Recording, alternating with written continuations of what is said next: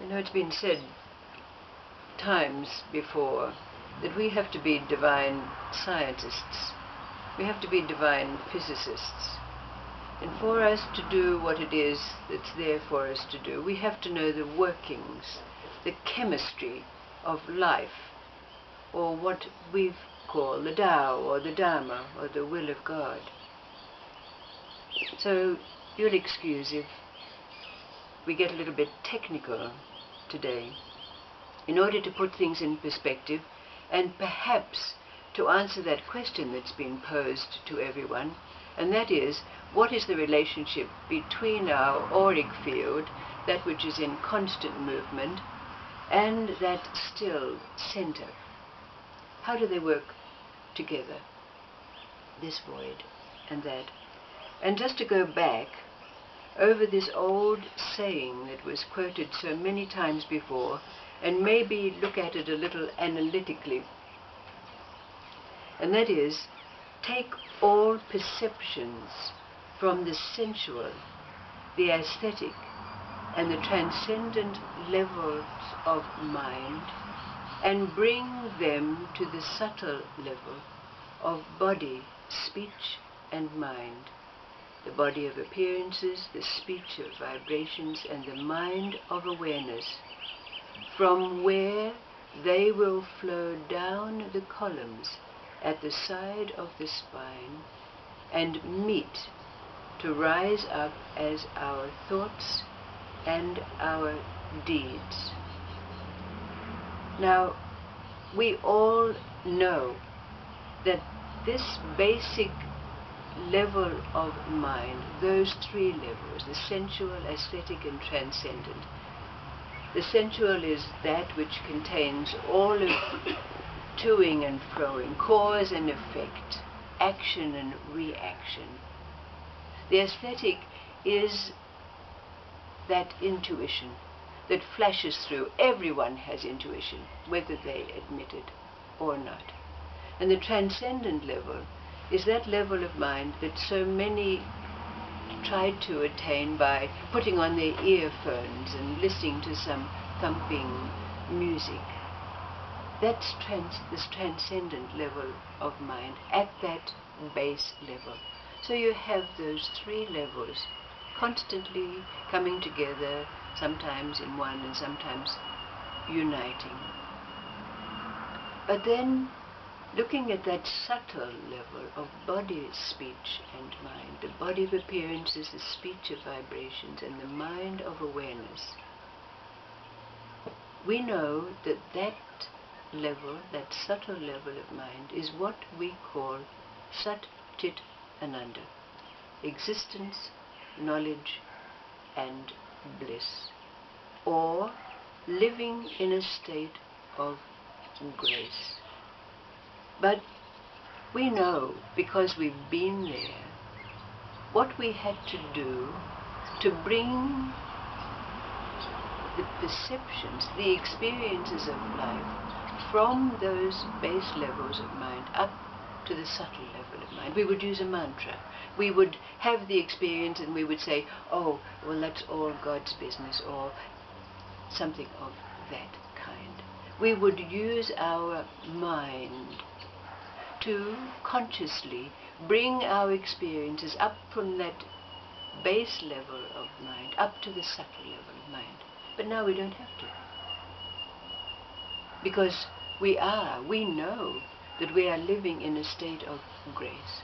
A state where every experience or perception that is taken in at that subtle level of mind, at that level of Satchitananda, because that's where we abide. But then those perceptions, or that perception, because perception is only one,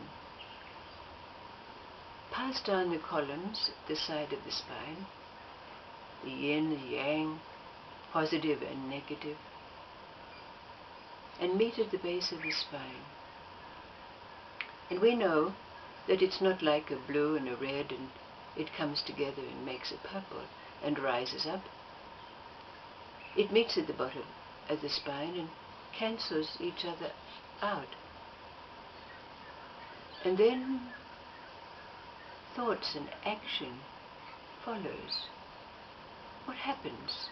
What happens at the base of the spine, so to speak, when the perception has been taken in at this subtle level of mind, passed down the two columns, subjective and objective, and met at the base of the spine? And what's happening? Because that's movement. And what they're reaching is a state of stillness, because this point at the base of the spine is always still. Wherever we are, it is.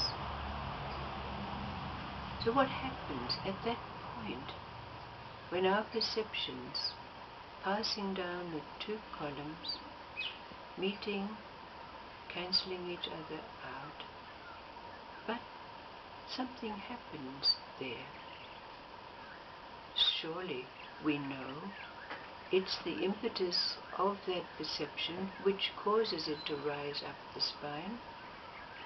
But what happens when it reaches that base point?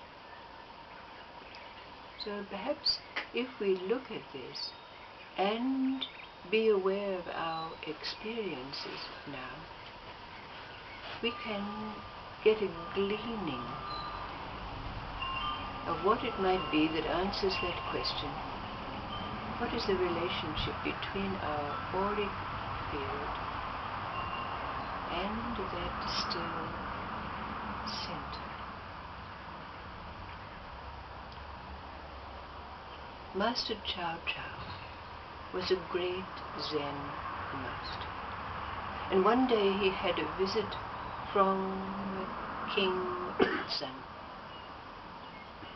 But when the king arrived, the master was still in bed, and so the king was brought into his chamber.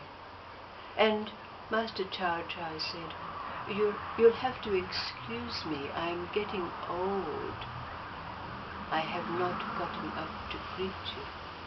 But the king wasn't affronted in any way at all. In fact, he was even more respectful of Master Chong.avi. But the very next day, the king sent an emissary, a general, with some gifts for the master. And when his presence was announced, Master Chong.avi got up, put on his best regalia, and went out to the gate to greet the general. Well, the master's acolytes, students, were very surprised, and they said, Master, we don't understand.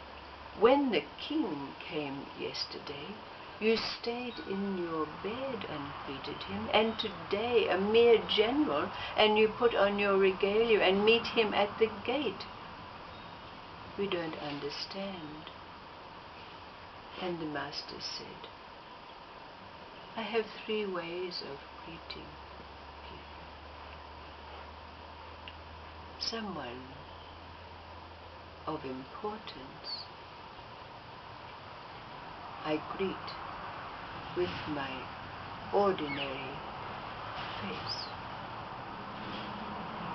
Ordinary people